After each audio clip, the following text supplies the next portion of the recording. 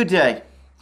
As I explained in my previous video, the one which was published on Saturday, later on Saturday and throughout Sunday, I was outside London, in Oxford to be precise, in various meetings and discussions and other things, and I'm afraid that meant that I was not able to publish a video on Sunday. And well, that sort of thing happens, but as it also happened, Sunday was a busy day. Lots of things were taking place over the course of that day, and this video is basically an attempt to look at those events and to discuss them, and to discuss on the basis of them a little bit more about where we are in this conflict, because things do seem to me to be moving now in an interesting and important direction. Well, before I actually look at what happened over the previous 2 days, I'm just going to discuss briefly what we're seeing happening this morning. This is morning of Monday the 31st of October, and we've been getting more news of massive Russian missile strikes across Ukraine, again heavily targeting Ukraine's energy system. And it's clear now that the damage that this missile offensive against Ukraine's missile system, energy system, is going to continue, probably for weeks, and that system is gradually being taken apart and degraded, and that the damage, I suspect, will soon become overwhelming and irretrievable.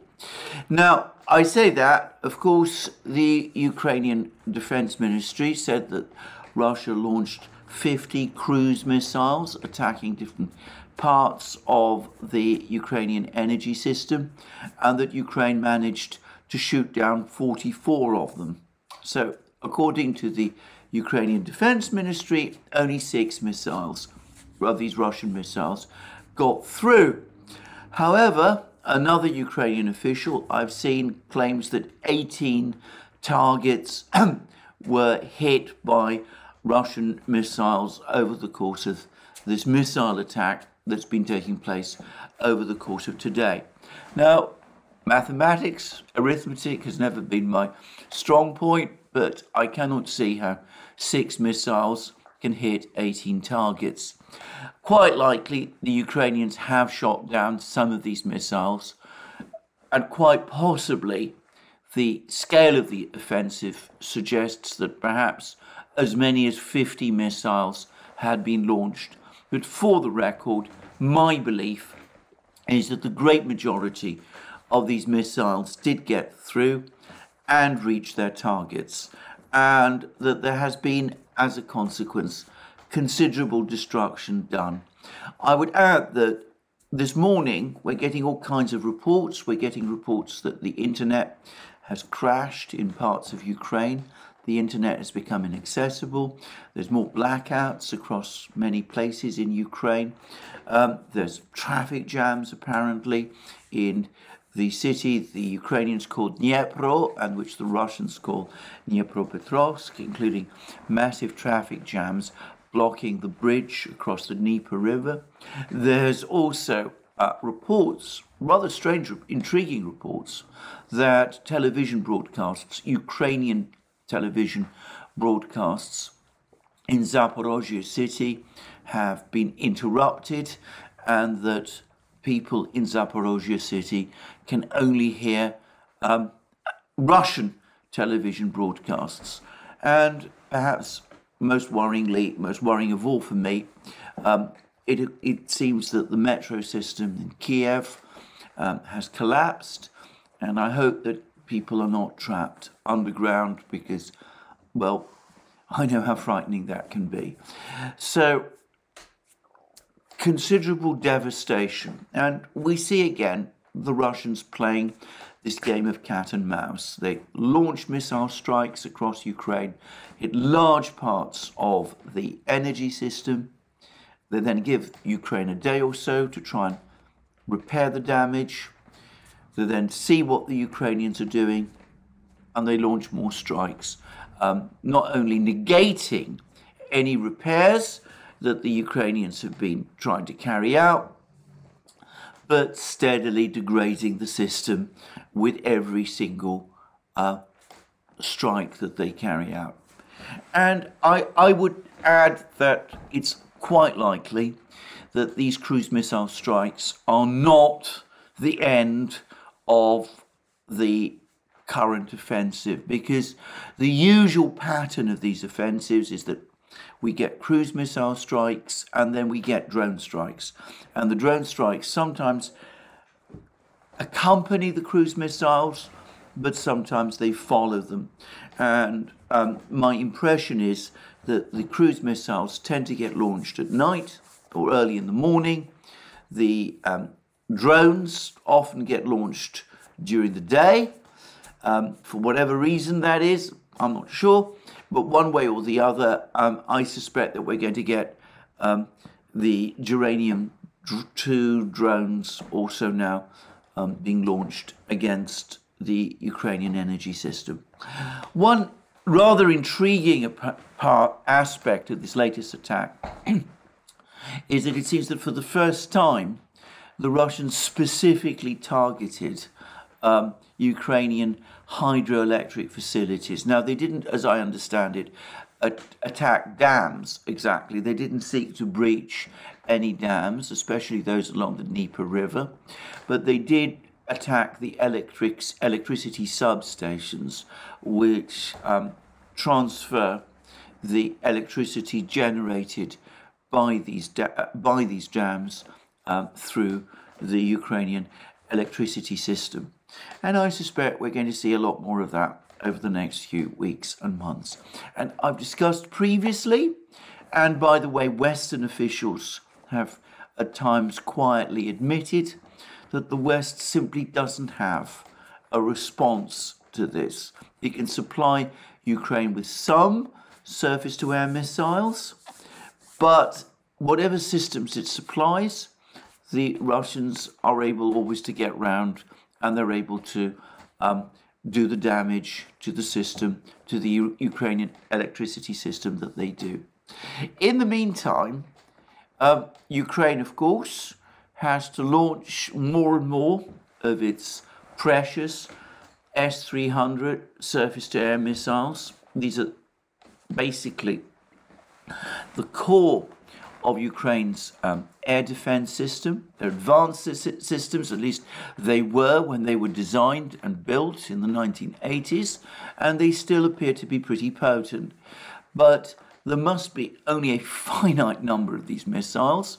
As I understand it, they're made in Russia today, and one wonders how many Ukraine has and how long it can keep launching these missiles.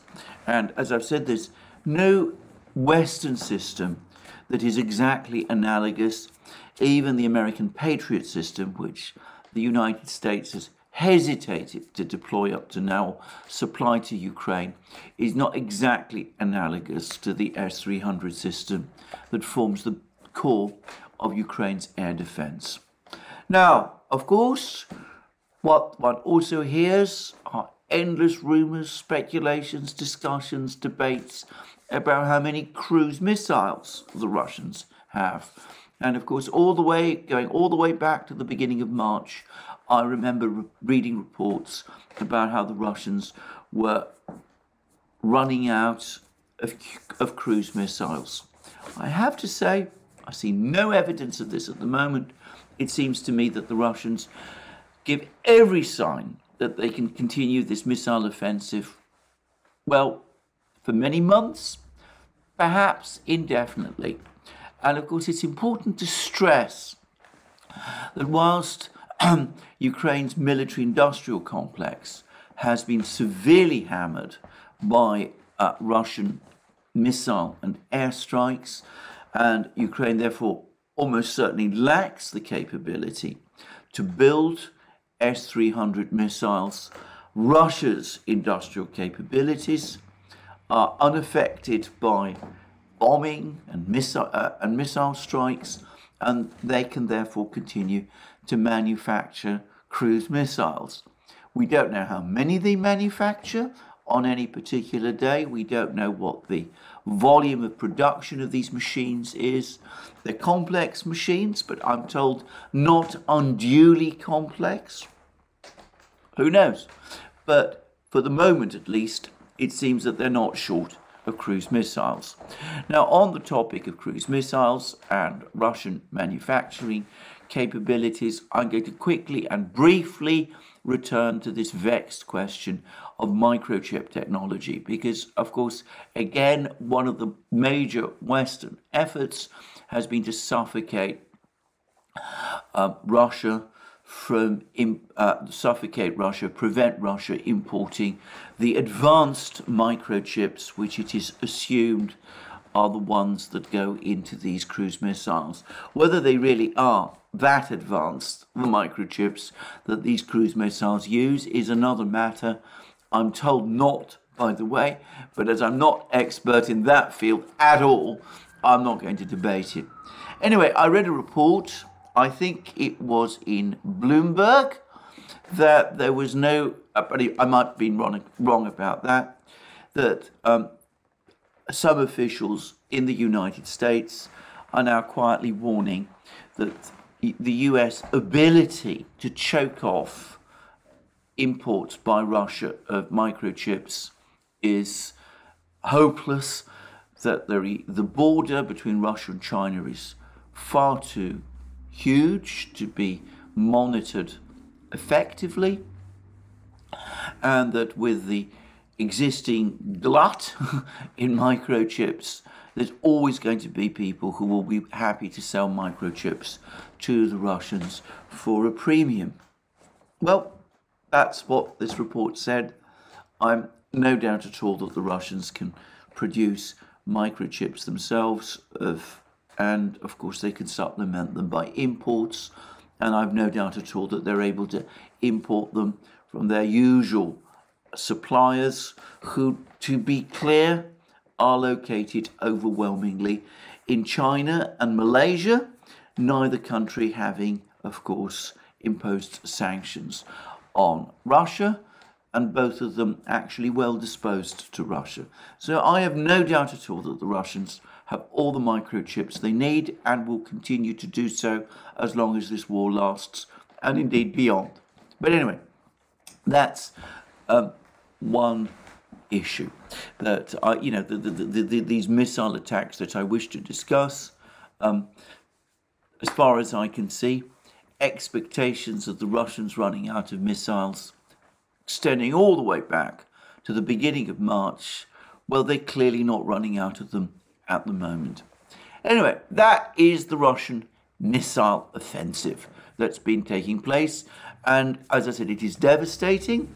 And by the way, one shouldn't again simply discuss this in a completely cold-blooded way, though I know some people, the temptation to do so is inevitable.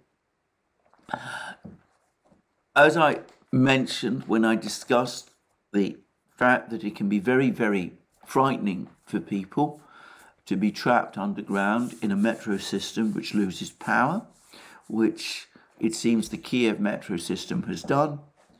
All of this destruction of Ukraine's energy system is going to have massive impacts on Ukraine's people. It's going to have a terrible effect on their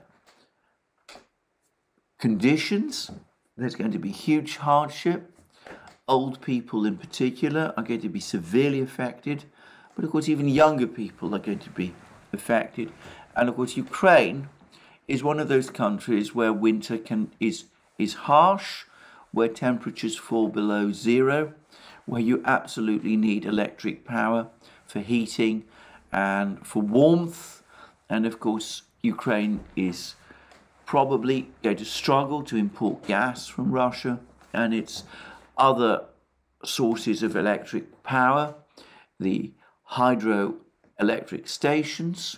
And if the Russians go after the substations, even electric power coming from its remaining nuclear plants is gradually going to be degraded.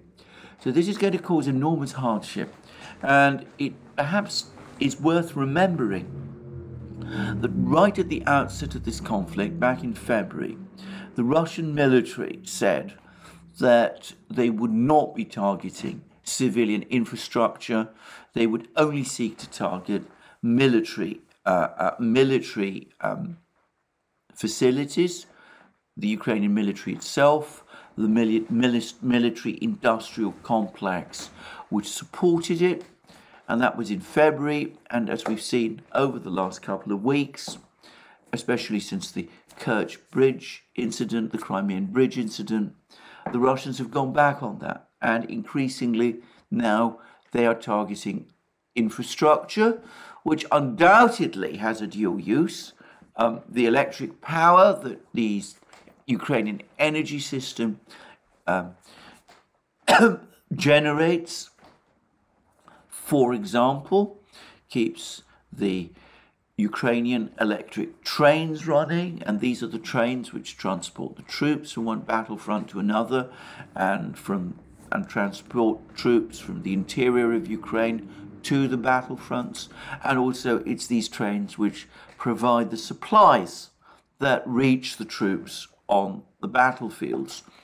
And so it does have a military aspect, but of course its destruction, its methodical destruction, is going to affect civilians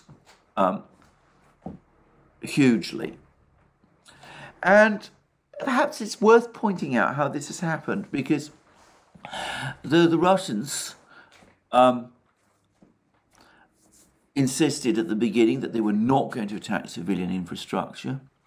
Many people were skeptical, but in practice that's precisely what they did. For week after week, month after month, civilian infrastructure across Ukraine was largely unaffected.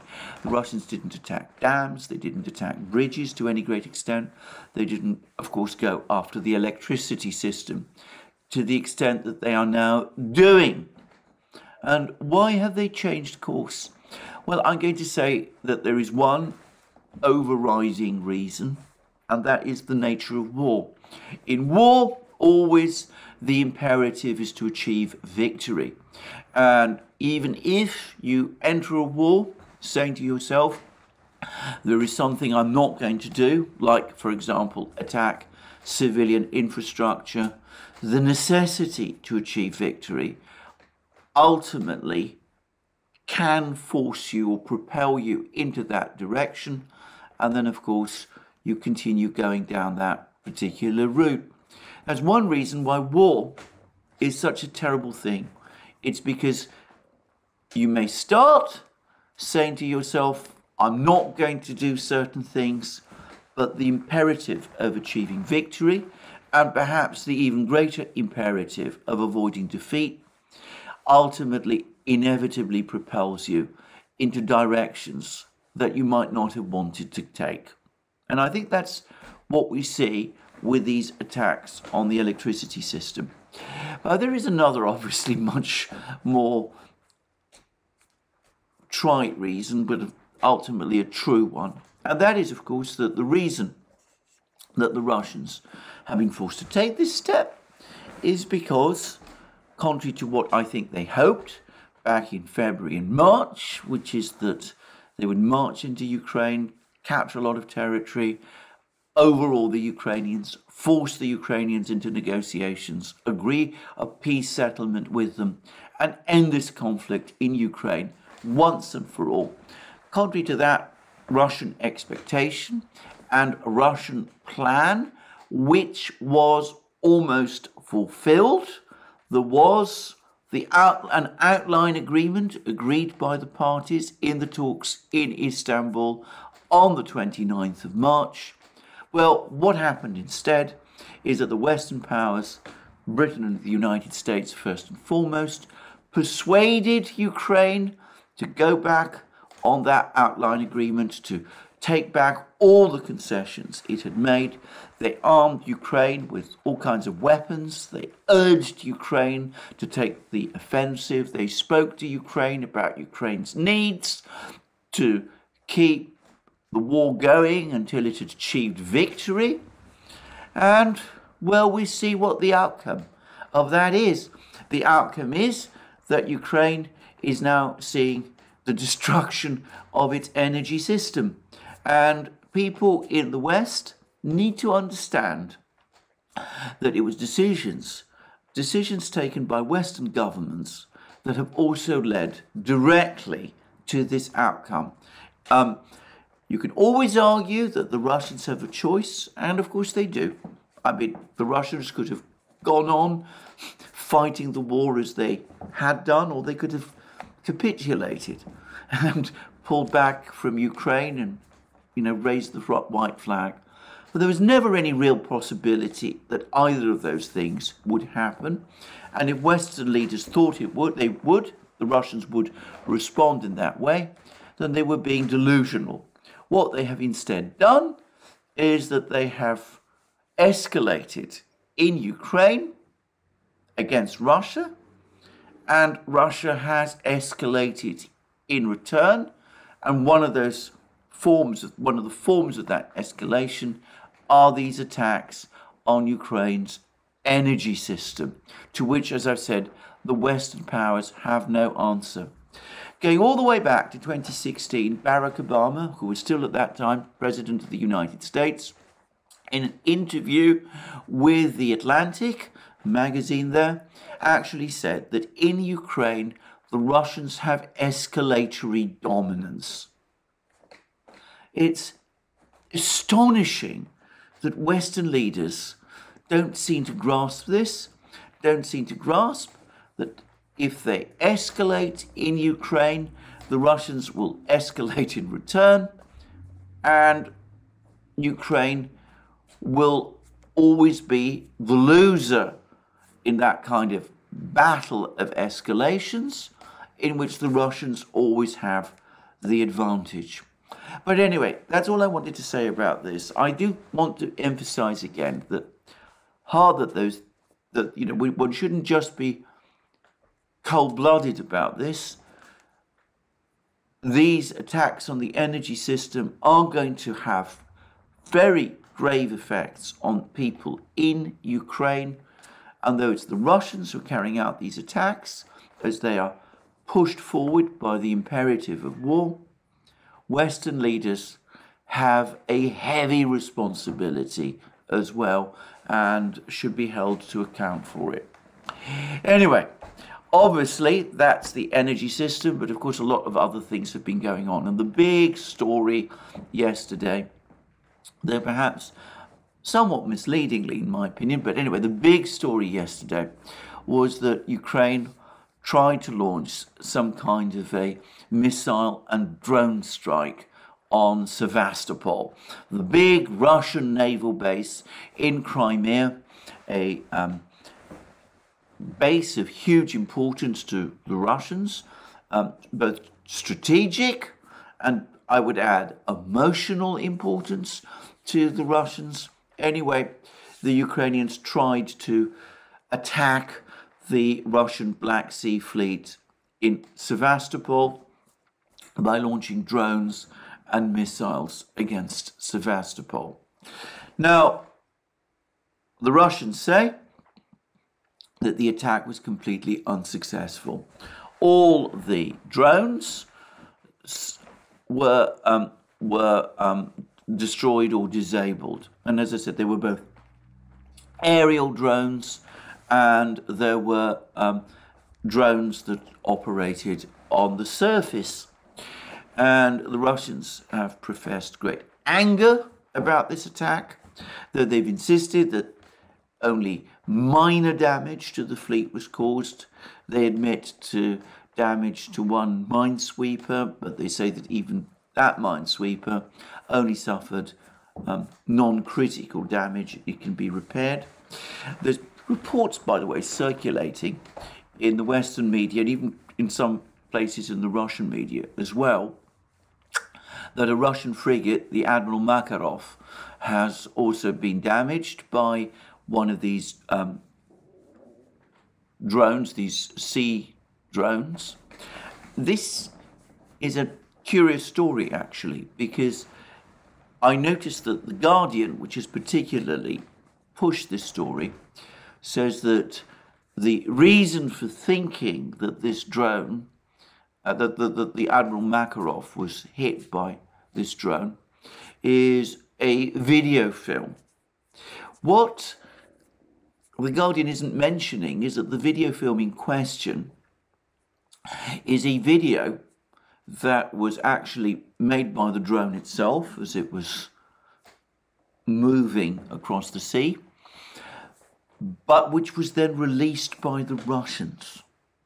Now, at one point in this video, sometime before its end actually, you do see in the distance a Russian warship, which could be the Admiral Makarov. It looks to me vaguely like the kind of frigate that the Admiral Makarov is. But at no point do we see the drone actually strike the Admiral Makarov. On the contrary, we see the drone afterwards. There's more parts of the film which appears to show the drone moving closer to the shoreline. There's a Russian boat quite close which sweeps by. You can actually see the people on this boat. So it doesn't seem to me as if this particular drone did in fact attack or damage the Admiral Makarov. I say that I'm not obviously an expert in analysing films, but so it seems to me.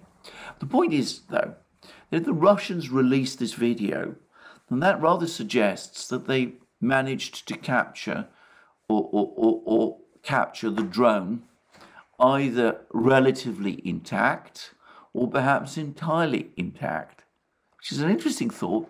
The Russians have said, as we're going to see in a moment, that they have actually managed to capture parts of drones, so parts of some of these drones. So if the drone is partly intact or even completely intact, then I would have thought that it cannot have impacted and blown up anything, because had it done so, it would presumably have been blown up itself. Now, I say that maybe the drone was transmitting this film, maybe the Russians were able to intercept this transmission in some way, but I've seen no convincing evidence that the Admiral Makarov has been significantly damaged as a result of this attack, and the Russians have given no indication that it has been. Anyway, this attack, as I said, has made the Russians very angry, and they say that the attack was organized and carried out in part with the involvement of the British. Now, the British Ministry of Defence has furiously denied this. Now, I don't know whether it's true or not, but I will say this. A couple of months ago, I remember reading news reports in Britain which spoke about Britain supplying sea drones to Ukraine. Now, from recollection, these drones were supposed to help with anti-mine operations, and perhaps that's all that they were about. But it seems to me that it could have been also intended or could have been adapted perhaps for some kind of offensive use. So it's not impossible that we are looking at something which has some kind of British involvement, though whether or not the British were directly involved in this attack, whether they planned it or assisted the Ukrainians in carrying it out, that is an entirely different matter. Anyway, we've had two statements from the Russians, one from the Defense Ministry, one from the Foreign Ministry. The Defense Ministry statement is as follows. Following the repulsion of the terrorist attack, the Russians called it a terrorist attack, on the ships of the Black Sea Fleet and civilian vessels involved in the security of the grain corridor on 29th October this year, the wreckage of the sea drones used by the Kiev regime under the leadership of representatives of Great Britain was found and lifted to the surface. Now, note a number of points in that first paragraph: that the attack was launched under using the shield of the grain corridor. Now, what the Russians are, of course, referring to is the grain deal negotiated some months back between Russia, Turkey, Ukraine, and with the involvement of the United Nations, whereby ships with Ukrainian grain were allowed to leave Odessa, escorted by Turkish warships, inspected by the Russians, and that what the Russians are saying is that Ukraine abused this agreement. It used the sea lanes allocated for this grain deal to launch these drones, and that this was, of course, contrary to the grain deal. And of course it then says that this paragraph also says that the leadership of representatives of Great Britain were involved in this attack, and they also tell us that some of these drones have been found and lifted to the surface. That, of course, explains, no doubt, how we got that video film that I talked about earlier. Anyway, the statement from the Defense Ministry then goes on to say the following: specialists of the Ministry of Defense of the Russian Federation, together with representatives of the other government agencies, conducted an examination of the Canadian navigation modules installed on the unmanned aerial vehicles. This is not the seaborne ones, these are the aerial ones. According to the results of reconstruction of the information read from the memory of the navigation receiver, it was established that the sea drones were launched from the coast near Odessa. The sea drones moved along the grain corridor security zone, after which they changed their route in the direction of the Russian ship base point in Sevastopol. At the same time, the coordinates of movements of one of the sea drones indicate the starting point in the sea area of the grain corridor security zone in the Black Sea. In other words, what the Russians are saying is that some of the sea drones were launched from Odessa itself, though one at least may have been launched from a ship operating in the area where the grain ships were supposed to be passing. And then the Ministry of Defense statement finishes: according to experts, this may indicate a preliminary launch of this vehicle. This is the drone that was supposedly launched from the ship, from one of the civilian vessels chartered by Kiev or its Western patrons to export agricultural products from Ukrainian seaports. So the Ministry of Defense says, carried out this examination. Ukraine launched this attack on Sevastopol using the grain routes, and one of the drones that was used may have been launched from a grain ship. Massive violation of the terms of this grain agreement, if it is true. And then, of course, the Foreign Ministry also released a statement. It said which says the following: on October 29th, the Ukrainian armed forces, under the cover of the humanitarian corridor set up for the implementation of the Black Sea Grain Initiative for the export of Ukrainian agricultural products, launched massive air and sea strikes using drones against the Russian Black Sea Fleet's ships and infrastructure at the naval base in Sevastopol. as a result of the actions, which cannot be qualified as anything other than a terrorist attack by the Ukrainian armed forces, led by British specialists, directed in particular against Russian ships, ensuring the functioning of the humanitarian corridor, the Russian side can no longer guarantee the safety of civilian dry cargo ships participating in the Black Sea Grain Initiative, and will suspend its implementation from today for an indefinite period. The corresponding instructions have been issued to Russian representatives in the Joint Coordination Center in Istanbul, which is in charge of the transportation of Ukrainian food products. So, what the Russians are saying is not that they're going to stop ships leaving Odessa with grain, but that they are from now on no longer participating in the grain deal that had taken place. As far as they're concerned, Ukraine has abused that deal. It has sent drones and missiles, drones along the ship, the sea route, the humanitarian corridor, if you like, which the grain ships are supposed to follow. And from now on, the Russians are no longer prepared to simply sit back and let that happen again. If they detect drones or other Ukrainian warships in this area, they give themselves the right to retaliate.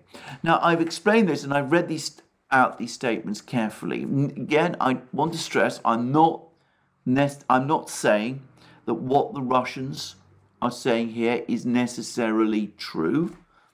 How do I know one way or the other? Though I've seen no refutation from any side of the Russian claims that these drones used the corridor provided by the grain ships under this grain agreement. I've not seen that. I've not seen anybody come forward and say that that part of these two statements, these two Russian statements, is untrue. But anyway, what I'm saying is not that the Russians' claims are factually correct, that the grain corridor was abused in this way,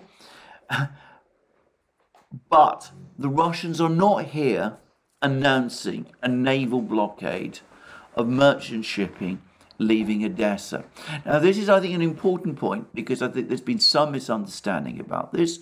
The Russians have always denied that they have at any time imposed a naval blockade of that nature on Odessa. As far as they're concerned, grain ships leave Odessa, the Russians are not going to stop them or capture them or stop grain being transported from Odessa. They've never said that they are interfering in the shipment of grain from Odessa. But what they are saying is that if these grain ships operate in waters which Ukraine is using to launch attacks upon Sevastopol, then the Russians will retaliate and will take action in those same waters to repel those attacks, regardless of whether those grain ships are there or not. And they therefore say that in those circumstances they can no longer guarantee the safety of those grain ships, and that's why they're no longer participating in the agreement.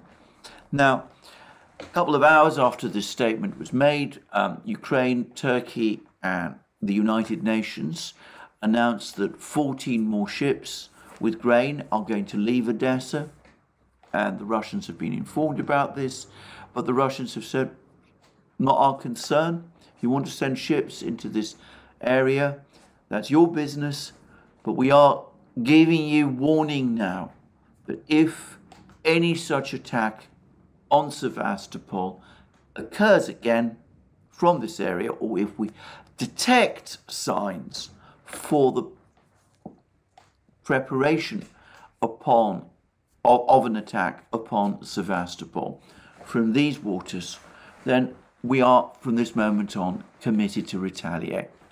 So I just wanted to clarify this, because some of the more agitated headlines that I've been reading in the Western media and from Western governments, and even some commentaries that have appeared in some parts of the Russian media, have suggested that there's a Russian naval blockade of Odessa and that the Russians are blocking merchant shipping from Odessa.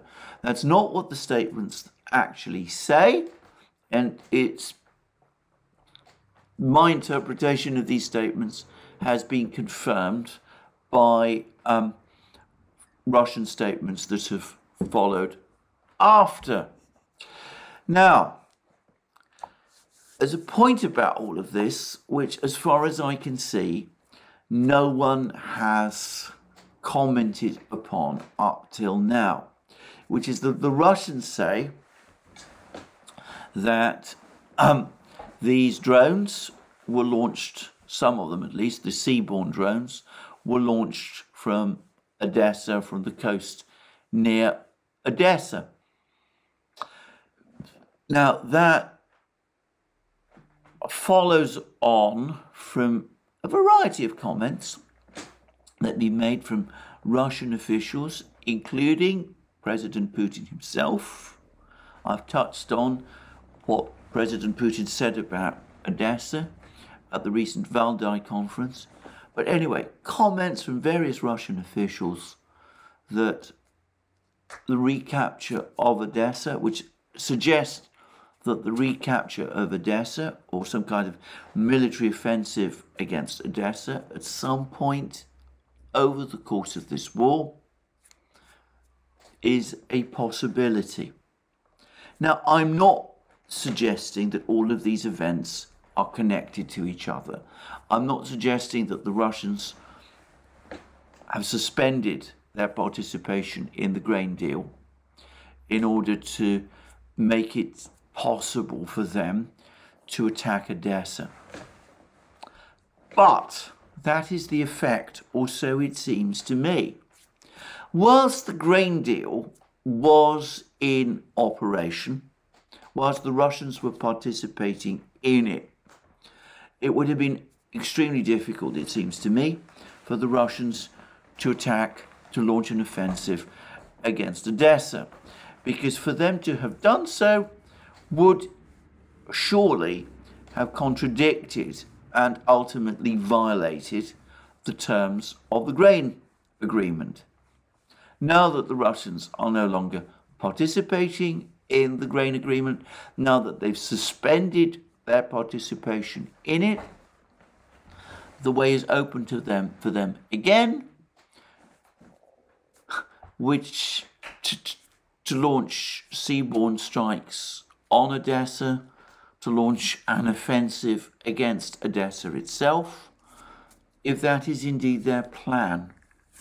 So I think that's an aspect of this which perhaps deserves more coverage than it's getting, but the Russians have just done something which does, it seems to me, make possible that attack on Odessa, what the Russians would say, moves to liberate Odessa, which I have always believed to be their ultimate objective in this conflict. Now, I say that because a lot of very interesting things have simultaneously been happening on the battlefields. Now, there is a Ukrainian report, which I cannot confirm, because it's, again, one of those rumors of reports about what General Zaluzhny is reporting to President Zelensky, and one does wonder about the accuracy of these reports. But Ukrainian sources are now saying that General Zaluzhny has reported to President Zelensky that the Russian forces in Kherson region west of the Dnieper River have doubled in number. I don't know, doubled in number from what level they were previously at, but at one point I did see, the start of September, that they were guesstimated at between 15 and 20,000. So if they've doubled, that means that they now number around 30 to 40,000. And as I said, they do seem to include armoured forces as well. Anyway, General Zaluzny appears to have reported to Zelensky that Russian forces west of the Dnieper have doubled in number, that Kherson city is being heavily fortified, and that further offensives towards Kherson city are now, for the time being at least, unwise and could only conceivably succeed if with very heavy casualties. I have to say that if there's really 40,000 troops, Russian troops west of the Dnieper, then I can't see a Ukrainian offensive succeeding at all.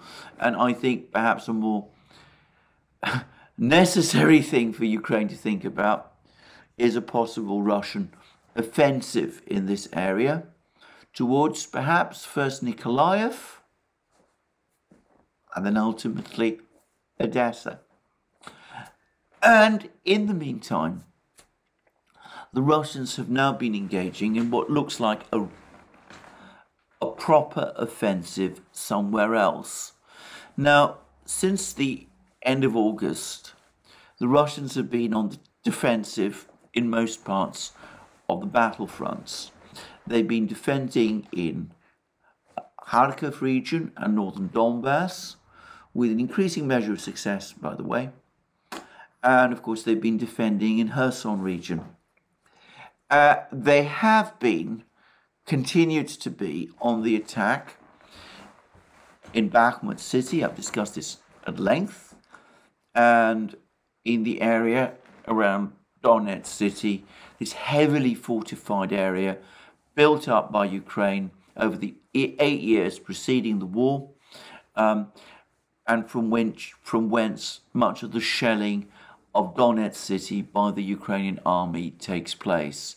And as we remember, back in August, the Russians were able to capture the heavily fortified village of Pesky. And in fact, over the last 24 hours, there's been reports of significant Russian advances north of Pesky, and with Russian forces now steadily tightening their grip on Avdiivka, the major Ukrainian fortified position in this area, and also Marinka, one of the other fortified Ukrainian villages in this area.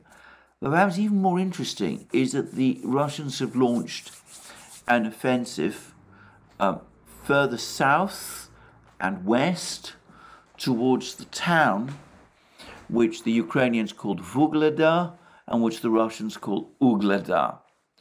Now, the initial object of this offensive is a village called Pavlovka, which is within actual physical sight of Ugledar or Ugledar. I'm going to call it Ugledar, and which, as of yesterday, the Russians claim to have recaptured around half of it.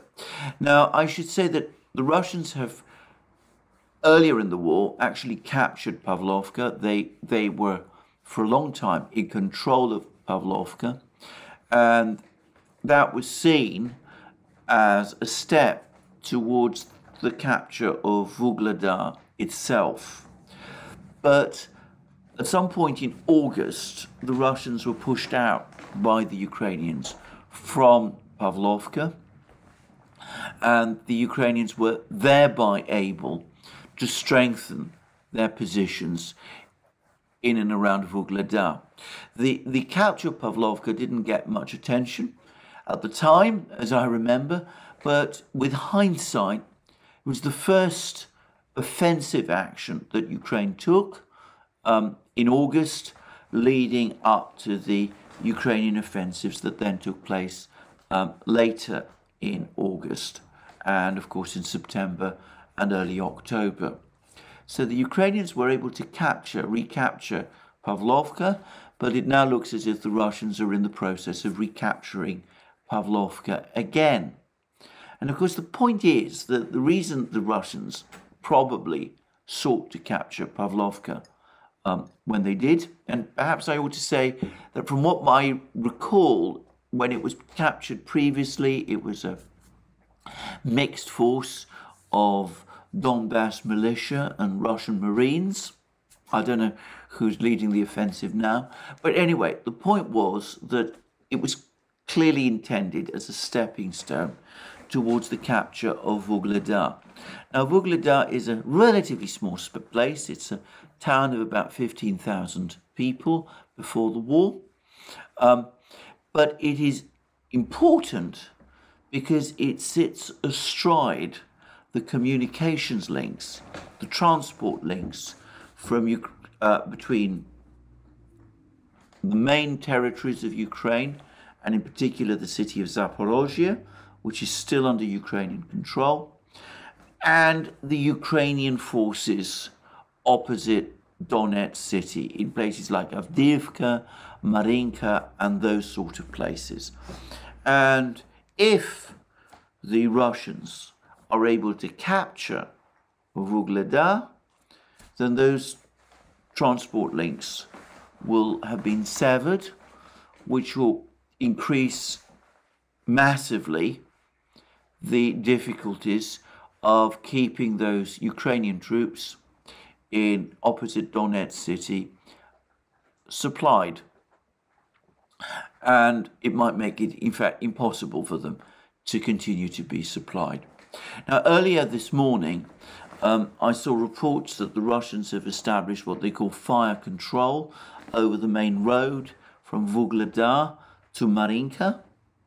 Fire control means that they can shell convoys of vehicles that are moving along this road.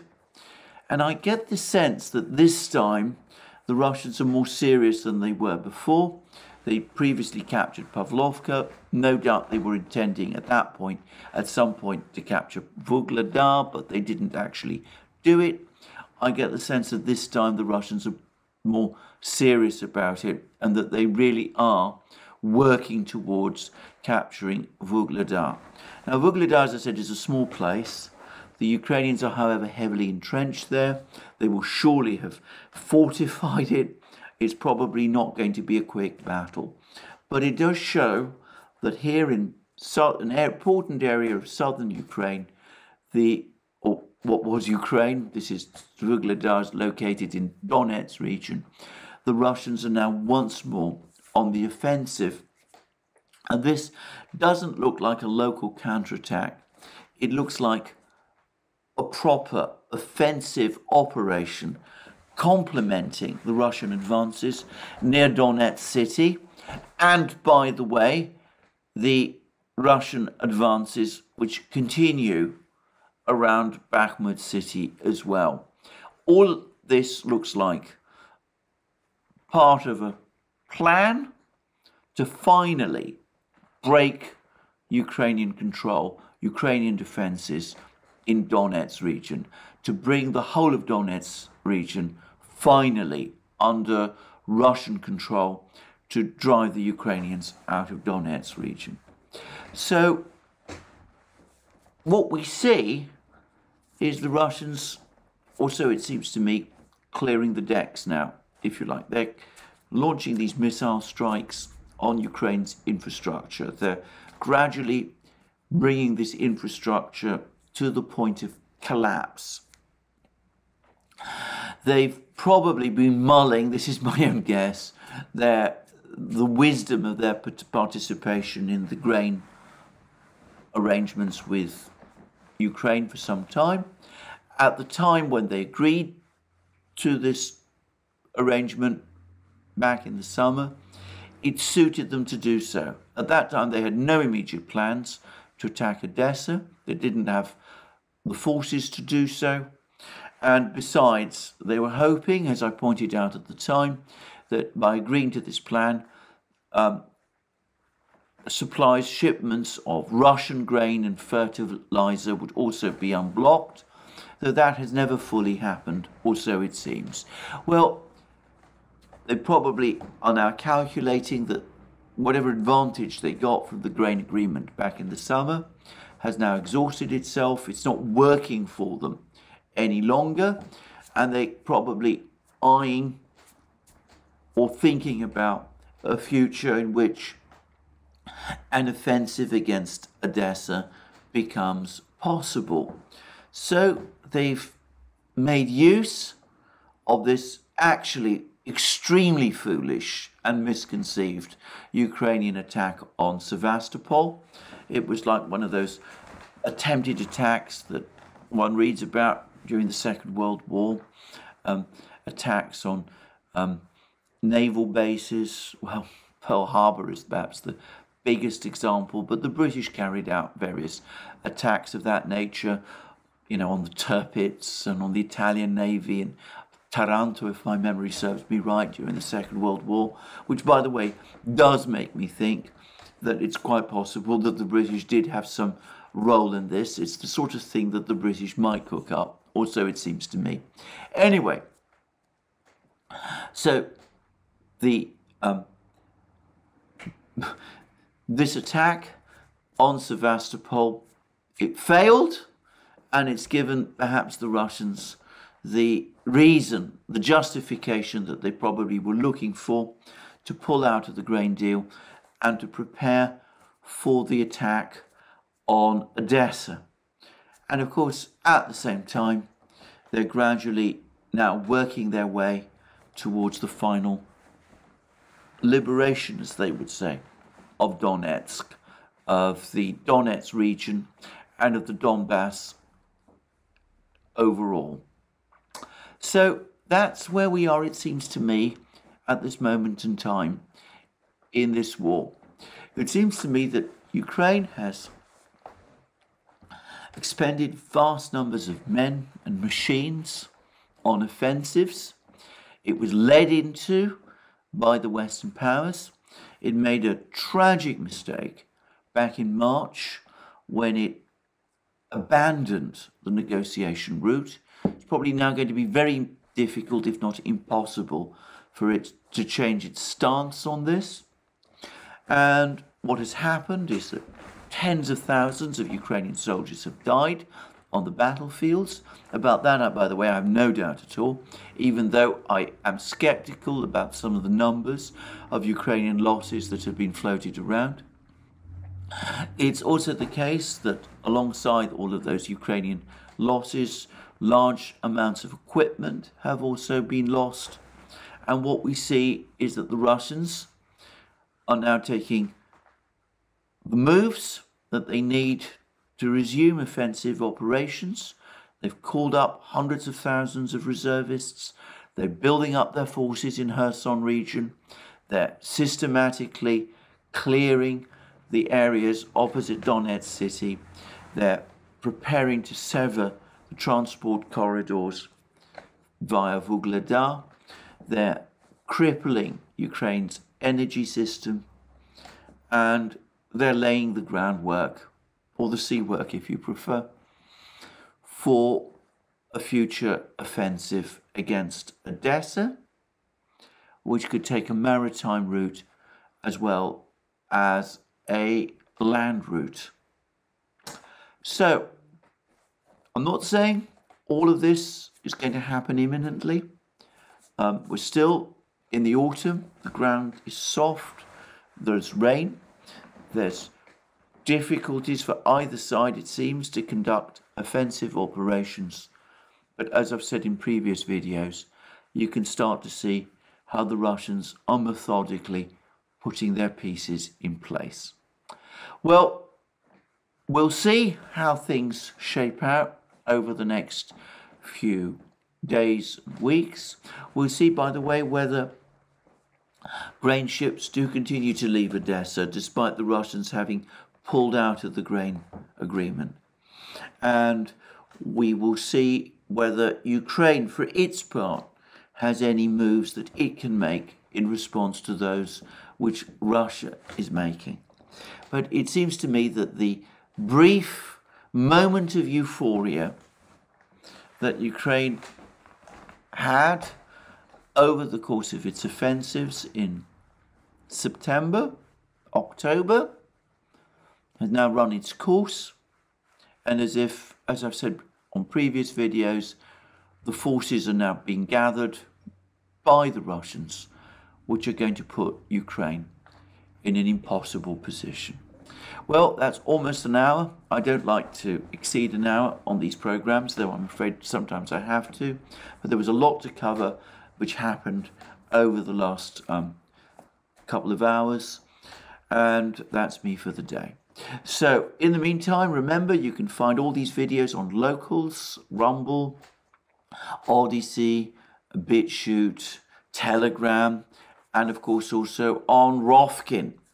And you can also catch up with me every Wednesday at 1400 hours Eastern Standard Time on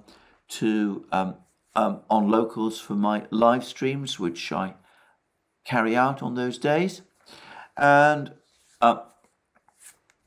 also, if you want to support our work, remember you can do so via Patreon and Subscribestar, links under this video, and also you can do so by going to our shop, buying the great things that you will find there, our magic mugs, our hats, our hoodies, our t-shirts, our sweatshirts, and all of those things. And last but not least, if you've liked this video, please remember to press the like button and to check your subscription to this channel. Thank you for joining me again today, and more from me soon.